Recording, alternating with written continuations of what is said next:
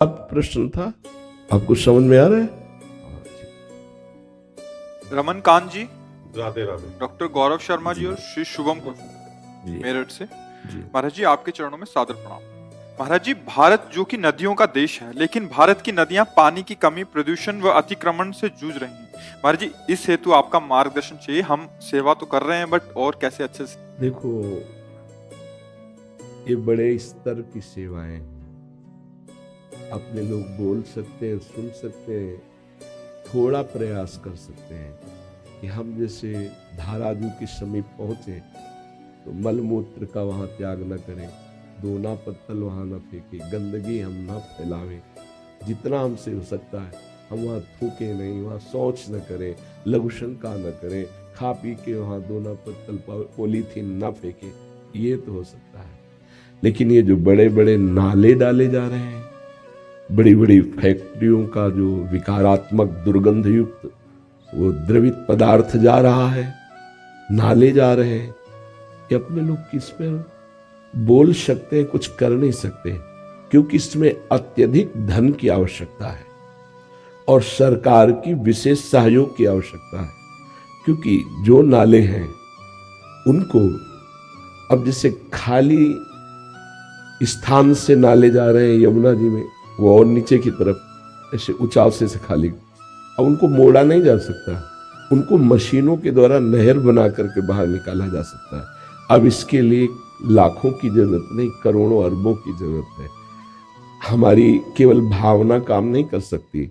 संतों ने कई बार आंदोलन किए हैं इस विषय के, बहुत बार समाजें चली हैं, बहुत बार प्रयास किया गया है, लेकिन असफल रहे हैं। इसमें हमारी भारत सरकार सहयोग करे, हम सबकी भावनाएं और व्यवस्था सरकारी, क्योंकि हमें जमीन चाहिए नहर निकालने के लिए, वो सरकार से होगा, अर्थ चाहिए वो सरकार से होगा, वहां पास होना ये सरकार से होगा।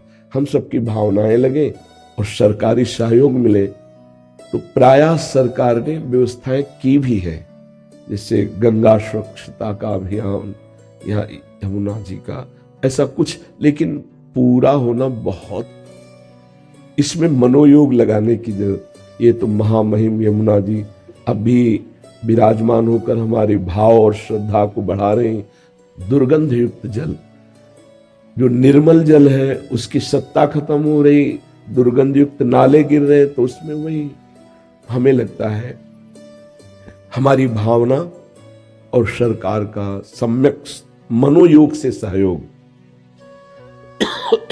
तो हमारी देश की पवित्र नदियां अवगाहन योग, आचमन योग आगे भी बनी रह सकती हैं। अन्यथा प्रदूषण बहुत बढ़ रहा है। नदी के किनारे ऊंचाइयों पर ही नगर बसे हैं, जिसे आप देखो वृंदावन ऊंचाई। अब जितना भी प्रदूषण है, जितना भी गटर का पानी है, वो सब वहीं जा रहा है। हम भाव से आचमन करते हैं, लेकिन आप देखिएगा ऊंचाई से जितनी भी गटर आदि नालियां हैं वो सब यमुना जी में जा रही हैं। अब उसके लिए अंजलि दो अंजलि हो तो हम लोग प्रयास करें, उसके लिए बड़ा कार्य चाहिए, जो इस जल को निकाल कर खेतों में भेजा जाए, जिससे वो सिंचाई आदि के काम में आए और यमुना जी को स्वच्छ जल मिले। फैक्ट्रियों का जल जो गिर रहा है उसको कहीं भेजा जाए। ऐसे विचार, मनोयोग, अर्थ, सरकारी इतने सहयोग से तब होगा। अपने लोग केवल बोल लेने से तो होगा नहीं, प्रयासरत है सरकार भी, पर बहुत बड़ा कार्य है। वास्तविक हमारी नदियां परम पवित्र, हमारा देश इन्हीं के अवगाहन से पाप रहित होता चला आ रहा है, जैसे गंगा जी, यमुना जी, पर है दुखद। इसमें बहुत बड़े योगदान की आवश्यकता है, अर्थ की और सरकार की, क्योंकि सरकार ही ये सब कर सकती है। अपने लोग तो क्या बोल सकते हैं, आप मिलकर के शरीर सेवा कर सकते हैं, लेकिन जमीन निकालना, नहर निकालना, इतनी बड़ी मशीनें लगाना, व्यवस्था करना, ये तो सरकार से ही हो सकता है। तो वो कर भी रही हैं, तो हम लोग और निवेदन करते रहें, कभी ऐसा संयोग बने और हमारी नदियां पूर्ण रूप से ये प्रदूषण रहित हो जाए। वैसे प्रकृति को भी बहुत हम लोग हानि पहुंचा रहे हैं। जिसको देखो लताओं को काट रहा है। हम जिससे बहुत स्वस्थ रहते हैं हम वो उनका नाश कर रहे हैं। नदियां पवित्र और प्रकृति अपवित्र। जो प्रकृति में ये गाड़ियां चलती हैं, जो धुएं निकलते हैं बहुत तरह से, ये हमारी लताएं उनको शुद्ध करती हैं, कार्बन डाइऑक्साइड को सोखती हैं और ऑक्सीजन को देती हैं। ये बच्चे जब थे तब पढ़ाया गया था विज्ञान में। आज लताओं को काटा जा रहा है, वृक्षों को काटा जा रहा है। पैसे के लोभ से बड़े बड़े वृक्षों के जंगल काट दिए गए। अगर हम लोग 2-3 लोग ऐसे करें तब वो मोटाई वृक्ष की ऐसे वृक्ष सब काट दिए गए। आज नवीन शोभा के लिए इतने इतने पौधे लगा दिए जाते हैं। बट वृक्ष, पीपल के वृक्ष, ये जो बड़े बड़े हमारी प्रकृति को शुद्ध करते हैं, वर्षा की वृद्धि करते हैं, ऑक्सीजन देते हैं, हमें सुख देते हैं, आज समाज समझ नहीं। अब इसके लिए सरकार क्या करे, इसके लिए क्या करे? कई जगह हम गलत हो रहे हैं। जहां हमारे वृक्षों की इतनी बहुतायत थी जिससे हमें फल मिलते थे, ऑक्सीजन मिलता था, लकड़ी मिलती थी, कोयला मिलता, बहुत चीजें। सूखी सूखी डालें मोटी मोटी जैसे गिरती थी उनसे कोयला भी होता था, सब वो नष्ट हो रहा है।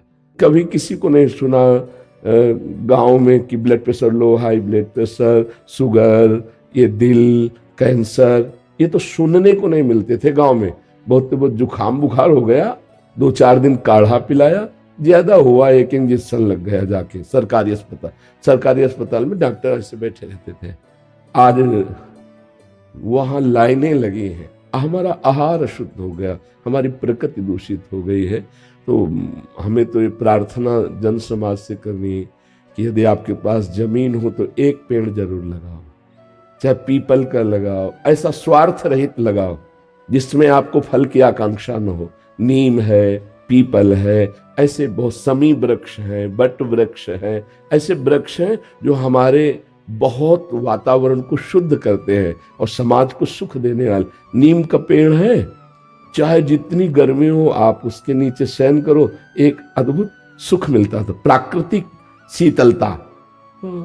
जरा कितने वर्ष का नीम का पेड़ था, हम रास्ते से आते थे, इतना बड़ा वो था, वो वहां से निकली ना, वो सब काट के फेंक दिए। अरे एक वृक्ष लगाओ तो दिमाग खराब हो जाता है उसको तैयार करने के लिए, नहीं तो इतना बड़ा हुआ दीमक चाट गई कोई पर। वो बड़े बड़े वृक्ष जो 100-100, 150-150 वर्ष के हैं, उनको ऐसे खिलवाड़ में काट दिया जाता है। क्या पता कि उसको तैयार करने के लिए कितनी मेहनत करनी पड़ती। आज प्रकृति से हमारे ये वृक्ष हट रहे हैं तो देखो हालत क्या होती जा रही। सर्दी आने के पहले आप हर जगह देखो इतना धुआं होता है, इतनी कार्बन डाइऑक्साइड होती है कि श्वास लेने में परेशानी आने लगी। यही सब कैंसर, फेफड़ों की खराबी, यही सब होता है। समाज को हमारी प्रकृति शुद्ध रहेगी तो आप स्वस्थ रहेंगे, आपकी बुद्धि आनंद युक्त रहेगी। जी।